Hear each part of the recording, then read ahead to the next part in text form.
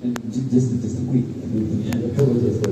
Now, of course, I'm not a legal practitioner, so I think that if the employer does not want to renew, that he or she should have the right to not renew. Now, the contractual agreement should be such that within a sort of a time frame within which, if it does not want to renew or cancel, then must reimburse the returning cost or something like that, as opposed to enforcing the renewal. That would be more legally acceptable or acceptable to us, I think. Yes. He or she should have the right not to renew. Currently, the employer will make a deposit for the return ticket when he recruits his staff. The deposit will be in the Ministry of Economic Development. So if he does not want to renew the visa, then he should send the worker back to the country. But instead, what he do is, without renewing the visa, he makes the worker works here. So the worker works here without any legal document. Or what he does is, he just leaves the worker to the country, so the worker himself find his own employment.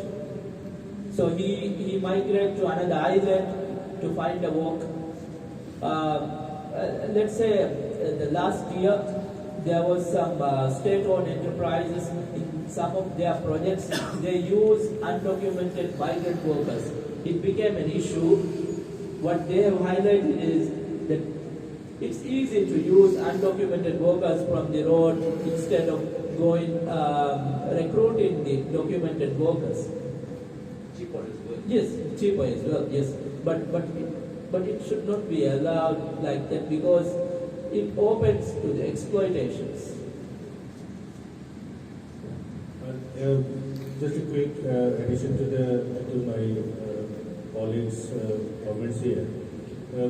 I have the Maldivian Constitution in front of me. The Article 16 of the Constitution clearly says something. I think we need to consider this. It says this Constitution guarantees all persons. So, quote unquote, all persons, this is a qualifying term. All persons in a manner that is not contrary to any tenet of Islam, the rights and freedoms contained within this chapter, subject only to such reasonable limits prescribed by a law enacted by the People's Constitution in a manner that is not contrary to this Constitution. Any such law enacted by the People's Constitution can limit the rights and freedoms to any extent only if, that is also another qualifying phrase, that only if demonstrably justified in a free and democratic society. But the remarks I'm having from my current friend doesn't really reflect this. So you basically need to work on this much. I'll just sign off. As we pointed out, the legislatively, explicitly, in terms of black and white on paper, it's very pretty. It's one of the most beautiful things in the world. It's just the implementation that's the problem. Immigrations have been pointed out as one of the problem factors in the whole play. As Nahid has pointed out, there's a vast degree of discretion given to the control of immigration, and this discretion is explosive, to say the least.